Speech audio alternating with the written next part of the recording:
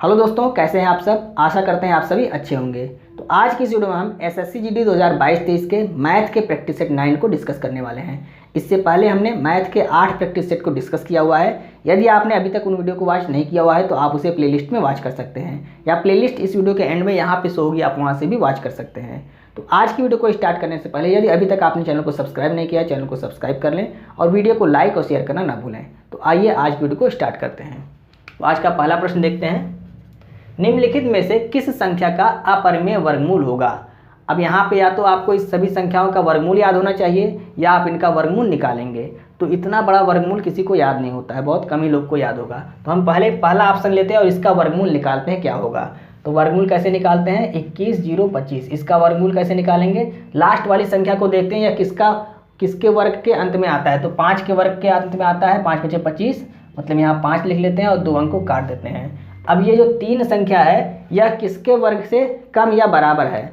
तो यहाँ पे देखिए आप 14 का वर्ग करेंगे, कितना आएगा 198, और 15 का 225, मतलब यहाँ पे क्या होगा 14 होगा।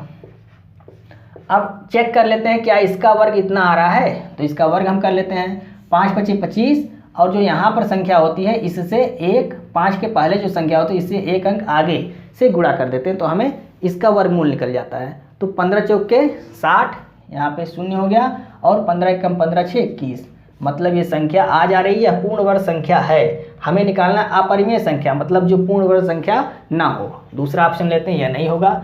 18, 0, 25 लेते हैं, इसका वर्गमूल निकालते हैं। सेम प्रोसेस करेंगे, यहाँ पर लास्ट में 5 है तो 5 हो जाएगा, 2 अंक कट जाएगा। अब यहाँ 180 है, 180 से कम या 180 के बराबर किस संख्या का वर्गमूल होता है। तो आप 13 का करेंगे तो 169 होता है, और 14 का 198, तो यहाँ पे 13 हो जाएगा।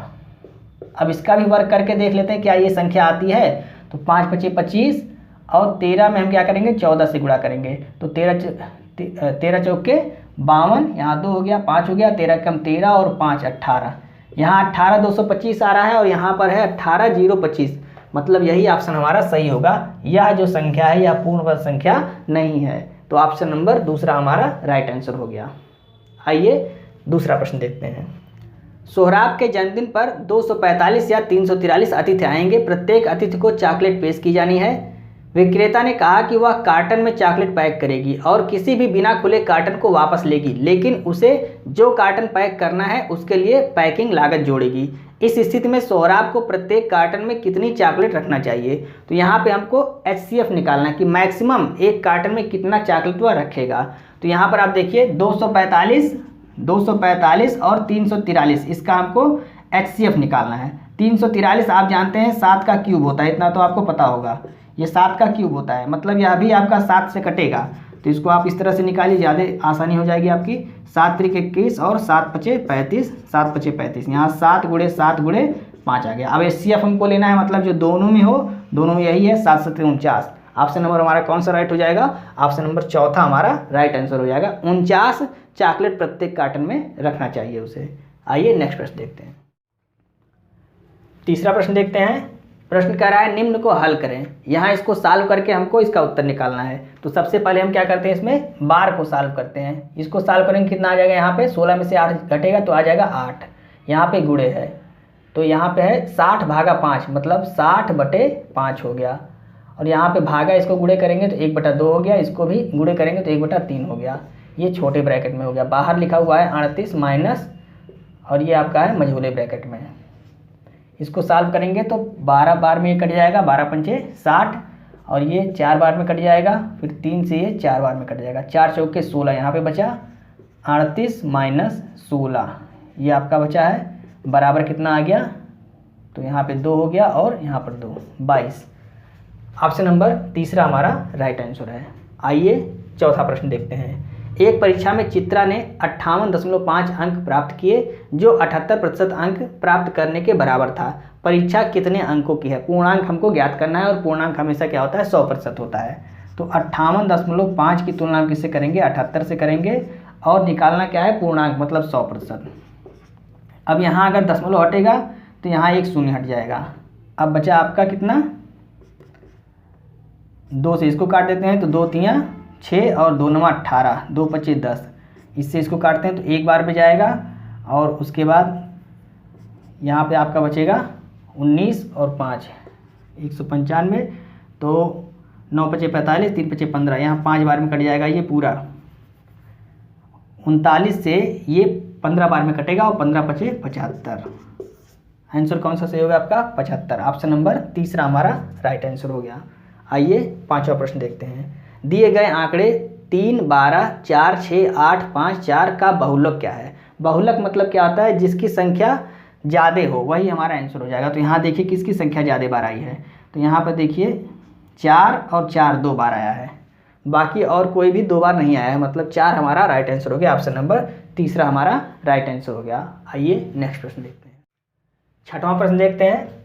शिवानी और परिणीता के बीच कोई धनराशि 5:7 के अनुपात में बांटी गई। यदि परिणीता शिवानी को 5 रुपये देती है तो अनुपात बदलकर 3:4 हो जाएगा। विभाजित की गई धनराशि क्या है? यहाँ पर कोई निश्चित राशि नहीं दिया हुआ है, केवल अनुपात दिया हुआ है। शिवानी और परिणीता के बीच का अनुपात है 5:7, तो हम इसको मान लेते हैं 5x और इसको मान लेते हैं 7x। ये शिवानी का धन हो गया 5x और इसका धन हो गया 7x। अब कह रहा है परिणीता शिवानी को 5 रुपये दे देती है, मतलब यह 5 रुपये इसको दे देगी, तो इसमें से -5 हो जाएगा और इसमें +5 हो जाएगा। तो यहाँ हो जाएगा 5x प्लस में 5, चूँकि यह 5 रुपये इसको दे रही है, +5 बटा 7x -5। बटा क्यों हो रहा है? क्योंकि अनुपात है ना, तो 5/7 होता है, तो उसी तरह से इसको भी हम अनुपात में लिख ले रहे हैं। बराबर बटे में आ रहा है 3:4, मतलब 3/4। जब 5 रुपये दे देती है तो अनुपात बदलकर 3:4 हो जाता है, मतलब 3/4 हो जाता है। अब इसी को हम सॉल्व कर लेंगे, 4 का गुणा इधर करेंगे और इसका गुणा इसमें करेंगे, तो 4 × 5 = 20, x प्लस में 20 बराबर 7 × 21 x और -15। अब इसको इधर करेंगे और इसको इधर लाएंगे बराबर के, ये बराबर है आपका बीच में, तो यहाँ पे आपका हो गया, इसको इधर लाएंगे तो x बचेगा बराबर, यहाँ पे आ गया 35। अब इसमें हम 35 से गुणा कर देंगे तो इन दोनों का हमको एक्चुअल धनराशि मतलब वास्तविक धनराशि क्या है वो पता हो जाएगा। तो 35 से इसमें गुणा करेंगे, 5 × 35 और 7 × 35। यहाँ पर देखिए 5 × 5 = 25 और 5 × 3 = 15 और 2 = 17। यहाँ पर 7 × 5 = 35 और 7 × 3 = 21 और 3 = 24। अब दोनों को ऐड कर देंगे, यही हमको पूछ रहा है टोटल धनराशि कितनी है। ऐड कर दीजिए, कितना आ जाएगा? 5 × 5 = 10, 0 आ गया, 4 × 7 = 4 = 11, 1 = 12, 2 हो गया और 2 × 1 = 3, 1 = 4, 420। ये आपका अलग है 420। आंसर कौन सा? ऑप्शन नंबर दूसरा हमारा राइट आंसर हो गया। आइए सातवां प्रश्न देखते हैं। कार A की गति 80 किलोमीटर प्रति घंटा है। यह 6 घंटे में एक निश्चित दूरी तय करता है और B उस समय में कार A से 60 किलोमीटर कम दूरी तय करता है। कार B की गति क्या होगी? उसी समय में 60 किलोमीटर कम दूरी तय करता है कौन? B। तो यहाँ A की पहले हम, यहाँ दिया हुआ है चाल और समय दिया हुआ, तो इसका हम दूरी निकाल लेते हैं, कितना दूरी तय करता है। तो दूरी बराबर चाल गुणे समय। चाल है 80 और समय है 6, तो 8 × 6 = 48, 480 किलोमीटर। चूँकि यह किलोमीटर प्रति घंटे में है और यह घंटे में है, तो यहाँ आ गया इतना किलोमीटर। अब कह रहा है B A से 60 किलोमीटर कम दूरी तय करता है, तो इसमें से हम -60 कर देंगे, कितना आ गया? 420 आ गया। अब 420 जो दूरी है इसको तय करने में कितनी चाल होगी B की, और समय आपका यही है। तो यहाँ पे देखिए चाल बराबर क्या हो गया? चाल बराबर दूरी बटा समय। दूरी कितना आ गया है? 420 और समय कितना है? 6 है, तो 6 × 7 = 42, मतलब 70 किलोमीटर प्रति घंटा यही चाल हो गई। ऑप्शन नंबर दूसरा हमारा राइट आंसर हो गया। आइए नेक्स्ट प्रश्न देखते हैं। आठवां प्रश्न देखते हैं। एक रेलगाड़ी 20 सेकंड में एक खंभे को पार करती है और यह 5 किलोमीटर प्रति घंटे की चाल से विपरीत दिशा में आ रहे एक साइकिल चालक को 18 सेकंड में पार करती है। तो रेलगाड़ी की चाल ज्ञात करना है। तो रेलगाड़ी की चाल हमको ज्ञात करना है और रेलगाड़ी की लंबाई भी नहीं दिया है, तो मतलब दूरी को, जो दूरी होता है वो रेलगाड़ी की लंबाई होता है, तो लंबाई को हमको L मानना पड़ेगा। तो लंबाई हम मान लेते हैं L और चाल मान लेते हैं x रेलगाड़ी की। तो अब यहाँ पर देखिए केवल समय दिया है, तो समय बराबर क्या होता है? दूरी बटे चाल। चाल बराबर दूरी बटा समय। तो यहाँ देख लेते हैं चाल, पहला हम चाल x मान लेते हैं, चूँकि रेलगाड़ी की चाल हमने x माना है, तो चाल बराबर दूरी बटा समय। दूरी मतलब रेलगाड़ी की लंबाई L है और समय कितना है? 20 सेकंड है। अब ये सेकंड में है और यहाँ यह किलोमीटर में दे रहा है, यहाँ भाई किलोमीटर प्रति घंटे में दे रहा है। तो हम इसको क्या करेंगे, सेकंड को घंटे में परिवर्तित करेंगे। तो कैसे घंटे में परिवर्तित होगा, तो इसमें हम 3600 यानी कि 60 × 60 से हम क्या करेंगे, भाग देंगे। तो इसमें भाग देने का मतलब हम ऊपर कर देते हैं गुणा 60 × 60 मतलब 3600 हो गया। इसको सीधे लिख देते हैं। अब इसको काट देते हैं तो यहाँ पर शून्य कट गया और ये आपका 18 दूनी 36 180 हो गया, यानी कि 180 यल ये आ गया x बराबर चाल बराबर। अब कह रहा है यदि किसी व्यक्ति को विपरीत दिशा में आ रहे व्यक्ति को 18 सेकंड में पार करती है, तो अगर विपरीत दिशा में कोई चीज़ आ रही है तो वो चाल क्या होती है, जुट जाती है। तो रेलगाड़ी की चाल कितनी है, x है, और जो साइकिल सवार है उसकी चाल है 5 है, तो दोनों ऐड हो जाएगी। बराबर दूरी कितना है, दूरी तो L ही होगा जो रेलगाड़ी की लंबाई है, और बटा समय यहाँ पर दिया हुआ 18 सेकंड। तो 18 सेकंड है, इसको भी हमको घंटे में परिवर्तित करना पड़ेगा। तो नीचे हमको 3600 से भाग देना पड़ेगा। तो ये जब नीचे भाग देंगे तो यही ऊपर चला जाएगा, यहाँ पे 3600 हो जाएगा। तो 18 दूनी 36 यहाँ आ गया 200 मतलब 200 यल। अब देखिए यहाँ पे हम x की वैल्यू को रख देंगे, यहाँ कितना आ रहा है 180 यल। 180 यल प्लस में 5 बराबर 200 यल। अब ये इधर आके क्या हो जाएगा, घट जाएगा। तो कितना हो जाएगा, ये 80 है, 180 यहाँ पे देखिए 180 है, यहाँ पे आएगा तो 20 यल बचेगा।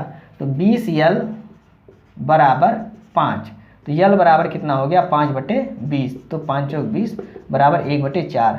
तो जो लंबाई है वो कितनी आ गई, 1/4 आ गई। हमको चाल ज्ञात करना है, तो यहाँ देखिए x बराबर कितना है 180 यल। तो इसी में हम रख देते हैं l की वैल्यू, x बराबर 180 × 1/4। तो 4 × 16 और 4 × 20 मतलब x बराबर आ गया 45 किलोमीटर प्रति घंटा। जो रेलगाड़ी की चाल है कितनी आ गई, 45 किलोमीटर प्रति घंटा। ऑप्शन नंबर तीसरा हमारा राइट आंसर है। आइए 9वां प्रश्न देखते हैं।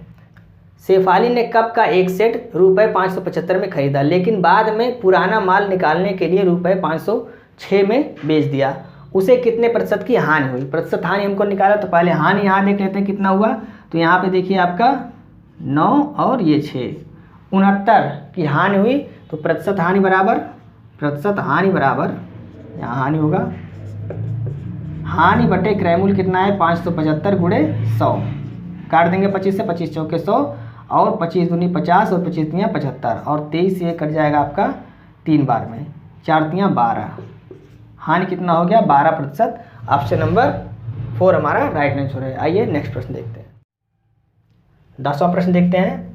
एक बिक्री के विज्ञापन में 10% और 20% की 2 क्रमिक छूट प्रदर्शित की गई है। यदि नकद भुगतान पर 5% की अतिरिक्त छूट दी जाती है तो नकद भुगतान करके खरीदारी करने पर मिलने वाली कुल छूट ज्ञात करें। यहाँ पर हमको 3 बट्टा दिया हुआ है, 10% और 20% और 5%। बट्टा मतलब छूट दिया हुआ है। तो हमको एकल समतुल्य बट्टा इनका निकालना है कि अगर तीनों बट्टा दिया जाए तो कितना छूट उसको टोटल मिलेगा।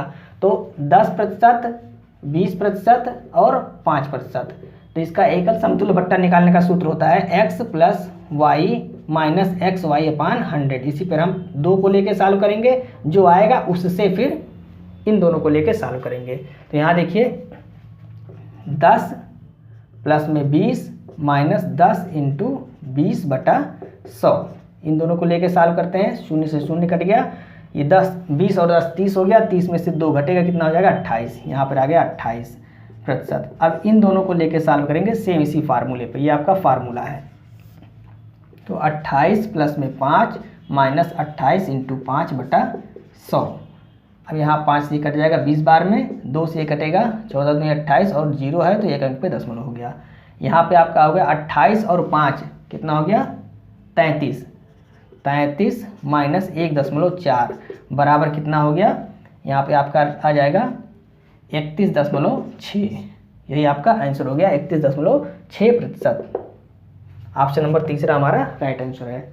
आइए 11वां प्रश्न देखते हैं। एक कक्षा में 9 लड़के एवं कुछ लड़कियां थीं।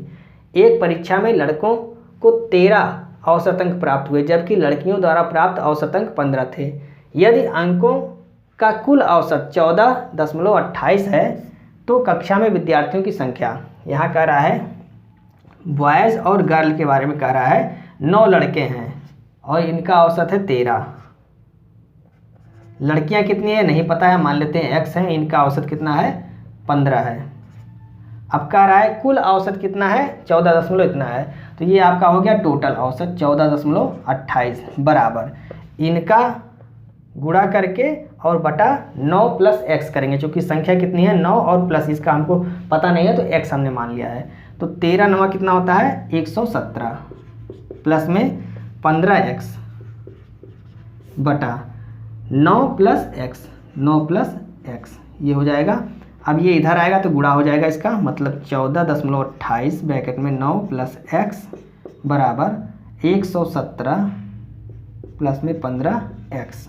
इसका गुणा जब हम करेंगे तो यहाँ कितना हो जाएगा, यहाँ 9 से करते हैं 9 8 72 2 हो गया, और 9 दूनी 18 और 7 25 5 फिर 2 हो गया, और 9 चौक 36 और 37 38 9 एकम 9 और 3 12।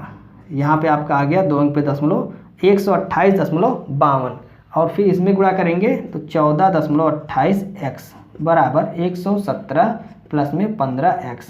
अब ये जो है 14.28x इधर आके x से घट जाएगा, और यहाँ पे आपका बराबर है 117, ये आके इधर घट जाएगा 128.52 से घट जाएगा। तो यहाँ हम घटा लेते हैं, कितना आ जाएगा आपका, तो 17 और 3 17 3 20, तो 8 3 11 11.52 ये आपका आ गया बराबर।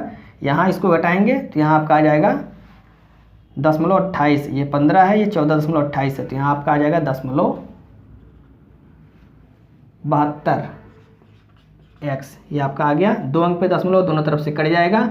अब इसको काट देते हैं, 9 8 72, और आपका यहाँ पे देखिए 9 से इसको काटते हैं तो 9 एकम 9 2 11 25 हो गया, 9 दूनी 18 और 18 और 7 9 8 72, फिर 8 से और काटेंगे तो 8 एकम 8 और 4 12 8 6 48 16, यानी कि x बराबर आ गया आपका 16। ये आपका x बराबर 16 आ गया। लड़कियों की संख्या 16 हो गई और लड़कों की संख्या कितनी है 9 है, तो कुल संख्या कितनी हो गई 16 प्लस में 9 बराबर कितना हो गया 16 9 25। यही हमारा आंसर हो गया 25, ऑप्शन नंबर दूसरा हमारा राइट आंसर है। आइए नेक्स्ट प्रश्न देखते हैं। 12वां प्रश्न देखते हैं। 45 परिणामों का औसत 23 है, उनमें पहले 22 का औसत 18 है और अंतिम 22 का औसत 21 है, तो 23वें परिणाम का मान हमको ज्ञात करना है। कुल परिणाम कितने हैं 45, इनका औसत कितना दिया हुआ है 23 दिया हुआ है। अब कह रहा है इसमें से 22 का जो औसत है वो है 18, और अगले जो 22 का है अंतिम 22 का है वो है 21, और आपको ज्ञात करना है 23वां, मतलब 22 22 44 और 1 45, एक बचा हुआ इसी का हमको ज्ञात करना है, और यही आपका क्या है 23वां है, 23वां परिणाम है। तो यहाँ पे हम 23 को लेके चलते हैं और ये मानते हैं ये जा रहा है, कम लेके जाएगा तो हमारा फ़ायदा होगा और अधिक लेके जाएगा तो घाटा होगा। यहाँ पे देखिए 18 है तो कम लेके जा रहे हैं कितना 5, और ऐसे कितने हैं 22, तो 22 बच्चे कितना हो गया 110, ये प्लस में हो गया, और यहाँ पर भी प्लस होगा चूँकि यह भी आपका क्या है कम है 21, कितना कम है 2 कम है, और ऐसे कितने हैं 44, 22 है तो 22 दूनी 44 आपका हो गया, बटा यहाँ पर 1 है तो 1 से हम भाग दे देंगे। अब 23 प्लस में इसको ऐड करेंगे कितना हो जाएगा 154, अब इसको जब ऐड कर लेंगे कितना हो जाएगा 4 3 7 5 2 7 और 1, मतलब 177। यही हमारा राइट आंसर हो गया, ऑप्शन नंबर दूसरा हमारा राइट आंसर है। आइए नेक्स्ट प्रश्न देखते हैं, 13वां प्रश्न है। ए एक कार्य को 5 दिनों में समाप्त कर सकता है और बी उसी कार्य को 8 दिनों में समाप्त कर सकता है। यदि दोनों मिलकर कार्य करते हैं और रुपया 6760 कमाते हैं तो ए का हिस्सा ज्ञात कीजिए। तो यहाँ पे इतना कमा रहे हैं तो पैसा उसी हिसाब से बटेगा जिस हिसाब से उन्होंने काम किया है। तो ए 5 दिन में काम करता है और बी उसी काम को 8 दिन में कर सकता है, तो इनका एलसीएम कितना हो गया, तो 8 5 40, यानी कि ए का एक दिन का काम कितना है 8 है और बी का एक दिन का काम कितना है 5 है। दोनों का एक दिन का काम कितना हो गया, ए प्लस बी बराबर कितना हो गया 8 5 13 हो गया। ये दोनों का काम एक दिन का हो गया मिल के जब करते हैं। अब कह रहा है यदि उन्होंने 6760 रुपये कमाए, टोटल कितना कमाया 6760, ये टोटल कमाया, और यहाँ पे टोटल कार्य कितना है 13 है, तो इसी से हम भाग देंगे। क्यों कार्य से भाग देंगे? क्योंकि जितना कार्य करेंगे उसी के हिसाब से उनको पैसा भी मिलेगा।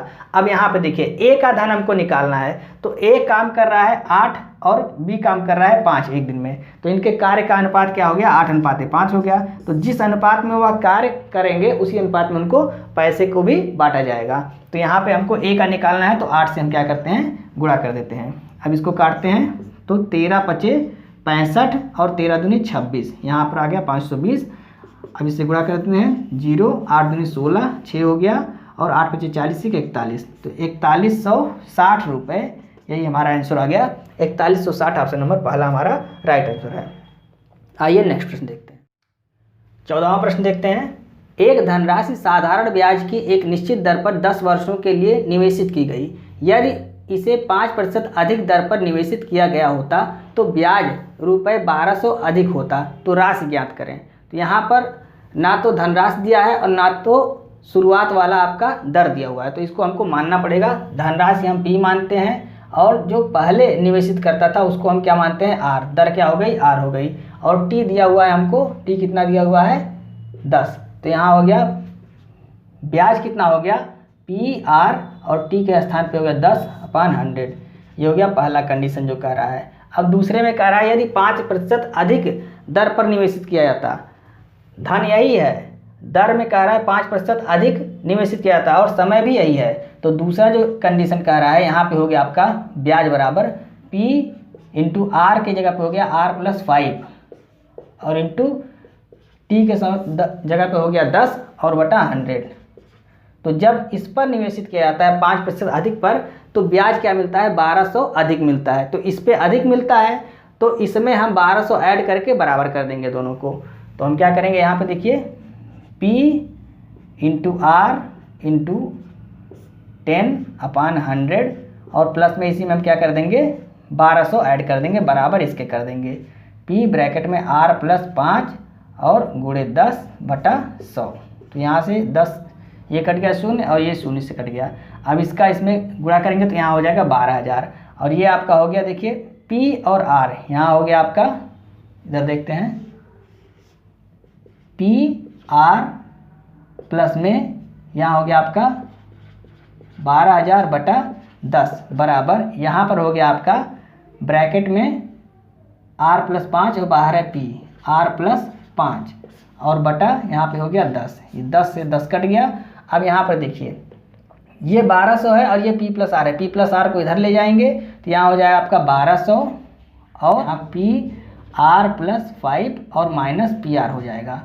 अब यहाँ से P को अगर हम कॉमन लेते हैं तो यहाँ हो जाएगा R+5 -R, तो +R और -R ये कट गया। यहाँ पर आपका बचा P और इंटू 5, तो 5 से इसको जब आप काटेंगे यहाँ आपका कितना बचेगा? P और इंटू 5 से इसको आप काट देंगे। यहाँ आपका 1200 नहीं है, 12000 है, यहाँ पे आपका 12000 है। तो इसको काटेंगे तो 5 दूनी 10 और 5 चौक 20, 2400, मतलब आपका कितना आ गया? यहाँ पे 2400 आ गया। P बराबर आ गया 2400। ये हमारा आंसर हो गया। ऑप्शन नंबर 4 हमारा राइट आंसर है। एक बार फिर से देख लीजिए।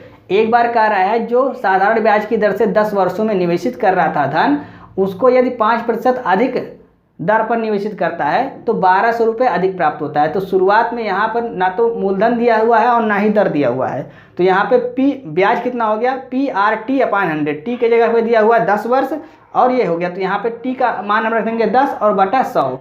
दूसरी कंडीशन में कह रहा है कि अगर दर को 5% बढ़ा दिया जाए तो P वही रहेगा, दर में R+5 हो जाएगा, समय भी वही है। तो यहाँ से ब्याज हो गया P × R+5 × 10/100, ये ब्याज हो गया। अब कह रहा है जब 5% बढ़ा दिया जाता है तो उसे 1200 अधिक ब्याज मिलता है। तो इसमें अधिक मिल रहा है, तो जितना अधिक मिल रहा है उसको इसमें हम ऐड करके दोनों को बराबर कर देंगे। तो यहाँ हमने 1200 ऐड करके और दोनों को बराबर कर दिया। अब इसी को आप सॉल्व कर लिए। यहाँ थोड़ा सा आपको समझ में अगर नहीं आ रहा है तो आप खुद से भी इसको सॉल्व कर सकते हैं। इसको सॉल्व करके आपको P की वैल्यू लानी है। P की वैल्यू यहाँ पर आ जाएगी 2400। तो ऑप्शन नंबर हमारा चौथा राइट आंसर हो गया। आइए 15वां प्रश्न देखते हैं। ₹1000 की धनराशि पर 10% वार्षिक ब्याज से 1.5 वर्ष के ब्याज की गणना करें। जब ब्याज की गणना अर्धवार्षिक आधार पर की जाती है, तो अर्धवार्षिक आधार पर अगर ब्याज की गणना की जाती है तो ये वार्षिक है, तो R बराबर कितना हो जाएगा? 10/2 बराबर 5%, ये R हो गया। टी कितना हो जाएगा, यहाँ 1.5 वर्ष है तो 1.5 वर्ष मतलब 18 माह है, और 6 माह मतलब अर्धवार्षिक होता है, तो यहाँ हो गया 3 वर्ष। और p बराबर दिया हुआ है आपका 1000।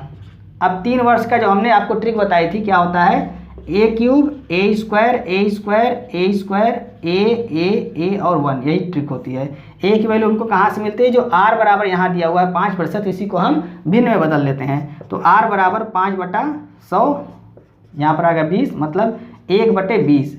तो यही जो 20 नीचे वाला आता है यही हमारा a की वैल्यू हो जाती है। तो यहाँ पर हम a की वैल्यू रखेंगे तो 20 का क्यूब करेंगे तो कितना आ जाएगा, 8000 आ जाएगा। और 20 का स्क्वायर तो 400 400 400, यहाँ 20 20 और 20 और 1। अब हमसे क्या पूछ रहा है, यहाँ पर हमको दिया हुआ है p बराबर 1000, और हम जानते हैं यह जो होता है ये यूनिट में आता है सभी, ये होता है p।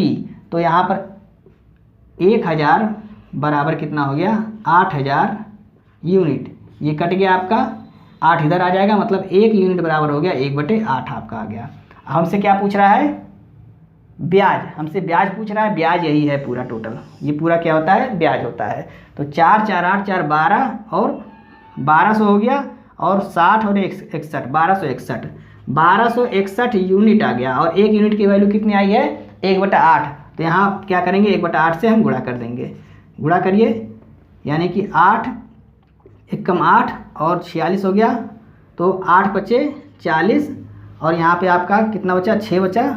तो 8 सते 56, फिर 5 हो गया, 8 सते 56, फिर 8 छक 48, और फिर 8 दूनी 16 और 8 पचे 40, यानी कि आपका 57.625, 157.63 आपका ऑप्शन नंबर दूसरा राइट आंसर हो गया। आइए नेक्स्ट प्रश्न देखते हैं। 16वां प्रश्न देखते हैं। प्रश्न यहाँ दिया जा रहा है, आप ध्यान से देखिएगा। किसी समचतुर्भुज की प्रत्येक भुजा की लंबाई 5 मीटर तथा उसके एक विकर्ण की लंबाई 2.8 मीटर है। इस समचतुर्भुज का क्षेत्रफल ज्ञात कीजिए। तो समचतुर्भुज का क्षेत्रफल क्या होता है, यहाँ समचतुर्भुज हम बना देते हैं। यहाँ पर कह रहा है प्रत्येक भुजा की लंबाई कितनी है, 5 मीटर है, और इसका एक विकर्ण है 2.8 मीटर है, और हमसे पूछ रहा है इसका क्षेत्रफल। तो क्षेत्रफल बराबर होता है, क्षेत्रफल बराबर 1/2 d1 इंटू d2, ये क्षेत्रफल होता है। तो सबसे पहले हमको d2 निकालना पड़ेगा। तो यहाँ पर एक फार्मूला होता है 4a² बराबर d1 का स्क्वायर इंटू d2 का स्क्वायर, इससे आप निकाल सकते हैं d2। तो a कितना है, 5 है, तो 5 का स्क्वायर कितना हो जाएगा, 25, और 25 में 4 से गुणा हो जाएगा तो 100 हो जाएगा। यहाँ पर कितना है, 2.8 का स्क्वायर गुणे d2 का स्क्वायर, इसका आप वर्ग करेंगे कितना आता है, 28 का। तो 28 का वर्ग आता है आपका 784। आप वर्ग करके इसको देख लीजिए, इसका वर्ग आपको 30 तक का याद होना चाहिए। तो 784, यहाँ पे आपका आ गया 100, और इधर आएगा तो घट जाएगा कितना, 784, और चूंकि वर्ग हो रहा है तो 2 अंक पे दशमलव हो जाएगा, बराबर d2 का स्क्वायर। इसमें से इसको घटाएंगे कितना आ जाएगा, तो यहाँ पर आपका आ गया 92, और यहाँ पे आपका 16, 92.16 बराबर d2 का स्क्वायर। तो d2 बराबर क्या हो गया, अंडर रूट 92.16। और अभी हमने आपको वर्ग निकालना इसका बताया हुआ है। 6 किसके वर्ग के लास्ट में आता है, तो 4 के भी आता है और 6 के भी आता है, दोनों में से कोई एक हो सकता है। 2 कट गया, 92 बचा हुआ है, तो 9 9 81, 10 10 100 ज़्यादा हो जाएगा। अब 81 आ रहा है, 81 को इसमें से हम घटा देंगे, कितना आ रहा है, 12 आ रहा है, 11 आ रहा है। तो 11 की तुलना हम 9 से कर देंगे। अगर 9 से ज़्यादा है तो बड़ी वाली संख्या हमारा वर्ग होगी इसका, अगर छोटा है 9 से तो छोटी वाली संख्या होती है। तो बड़ा है 9 से, तो यहाँ पे क्या हो जाएगा, ये बड़ी वाली संख्या वर्ग हो जाएगी। तो d2 बराबर आ गया 96, और ये बीच में दशमलव है तो दशमलव लग जाएगा। अब यहाँ से हमको निकालना है क्षेत्रफल। तो क्षेत्रफल बराबर क्या हो गया, 1/2 इंटू 2.8 गुणे 9.6, 2 से इसको काट देंगे, 2 एकम 2, 2 चौका 8, 14 बार में 1.4 यहाँ पे आ गया। अब इसका गुणा इसमें कर देंगे, कितना आ जाएगा, तो 14 छक 84, 4 हो गया, 8 यहाँ कैरी, और 14 9 126, और 4 30, 4 34, 134, 2 अंक पे दशमलव हो गया, 1 और 2, मतलब 13.44 मीटर स्क्वायर, 13.44 मीटर स्क्वायर हमारा ऑप्शन नंबर बी हमारा राइट आंसर है। आइए नेक्स्ट प्रश्न देखते हैं। 17वां प्रश्न देखते हैं। प्रश्न आप ध्यान से देखिएगा। उस ठोस सिलेंडर का कुल पृष्ठीय क्षेत्रफल कितना होगा जिसकी त्रिज्या 154 वर्ग मीटर क्षेत्रफल वाले वृत्त की त्रिज्या की आधी है और ऊंचाई इसकी त्रिज्या के बराबर है। तो 154 वर्ग मीटर क्षेत्रफल, पहले तो हमको वृत्त का क्षेत्रफल कितना होता है पाई आर स्क्वायर बराबर कितना दिया हुआ 154। तो यहाँ से हमको आर की वैल्यू निकालनी पड़ेगी। तो 22/7 गुणे आर का स्क्वायर बराबर कितना हो गया 154। 11 दूनी 22 और 11 कम 11, 11 चौक 44, फिर 2 से 1 कर दिया 7 बार में। तो आर स्क्वायर बराबर आ गया 7 × 7। तो आर बराबर क्या हो गया 7। तो यहाँ आर हो गया। अब सिलेंडर के बारे में कह रहा है कि उस ठोस सिलेंडर का कुल पृष्ठीय क्षेत्रफल कितना होगा जिसकी त्रिज्या 154 वर्ग मीटर क्षेत्रफल वाले वृत्त की त्रिज्या की आधी है। मतलब सिलेंडर मतलब बेलन का जो त्रिज्या है यानी कि आर वो 7/2 है और ऊंचाई कितना है, ऊंचाई इसकी त्रिज्या के बराबर है। तो एच बराबर कितना है, एच बराबर 7 है। तो बेलन का संपूर्ण पृष्ठीय क्षेत्रफल कितना होता है 2 पाई आर ब्रैकेट में आर प्लस एच होता है। ये संपूर्ण पृष्ठीय क्षेत्रफल, संपूर्ण पृष्ठीय क्षेत्रफल। अब यहाँ पे हम मान रख देंगे 2 गुणे 22/7 गुणे आर की वैल्यू है 7/2, 7/2 प्लस में 7, ये 7 से 7 कट गया और ये 2 से 2 कट गया। यहाँ पर आपका 22 और ये आपका आ गया 7 दूनी 14 और 7 21/2, 2 से 1 कट गया 11 बार में, 11 एकम 11 और 11 दूनी 22 1 23, कितना आ गया 231 metre square. Option number A हमारा राइट आंसर है। आइए नेक्स्ट प्रश्न देखते हैं। 18वां प्रश्न देखते हैं। ये पाई चार्ट से संबंधित है और यहाँ पर पाई चार्ट आपको दिखाया जा रहा है, आप ध्यान से देखिएगा। तो पाई चार्ट एक परिवार के लोगों के पसंदीदा सितारे, बॉलीवुड सितारे SRK, SK, AK, HR एवं VD को दर्शाता है। पाई चार्ट का ध्यान से अध्ययन करें और उस पर आधारित प्रश्नों के उत्तर दें। तो प्रश्न कह रहा है SRK को पसंद करने वालों की तुलना में SK को पसंद करने वालों का अनुपात क्या है। तो अनुपात हमको निकालना है। तो SRK का अनुपात कितना है, यहाँ देखिए आप ध्यान से, SRK का है 25 और इसकी तुलना में अनुपात हमको किसका निकालना है SK का अनुपात, SK का अनुपात है 30। तो ये हमको निकाल लेना है। तो 5×5 = 25 और 5×6 = 30, मतलब 5:6। यहाँ पर क्या दिया हुआ है 5/6, तो 5/6 आपका यही आंसर हो गया। ऑप्शन नंबर बी हमारा राइट आंसर है। आइए 19वां प्रश्न देखते हैं। प्रश्न कह रहा है HR का समरूपी क्षेत्र कोण ज्ञात करना है या सेक्टर कोण हमको ज्ञात करना है किसका, HR का। HR कितना है 20 है। तो सेक्टर कोण ज्ञात करना है, मतलब 360 की तुलना हम किससे करेंगे 100 से करेंगे, क्योंकि यह प्रतिशत में दिया है। और HR कितना यहाँ पर दिया हुआ आप ध्यान से देखिए, तो 20 दिया हुआ है। तो 20 25 100 और 5 7 35 और 5 दूनी 10, मतलब 72 अंश। यही हमारा आंसर हो गया। ऑप्शन नंबर बी हमारा राइट आंसर है। आइए 20वां प्रश्न देखते हैं। यदि AK को पसंद करने वाले लोगों की संख्या 3 है तो परिवार में कुल सदस्यों की संख्या क्या रही होगी। यदि AK को पसंद, अब AK कितना है आप देखिए, AK है 15 और यहाँ क्या कह रहा है संख्या 3 है। तो 3 की तुलना हम किससे करेंगे 15 से करेंगे। और कुल सदस्य मतलब टोटल कितना है 100% है।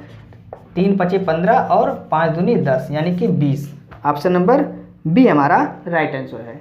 तो दोस्तों इस तरह से हमने आज के प्रैक्टिस सेट के 20 प्रश्नों को आपको समझाने की पूरी कोशिश की।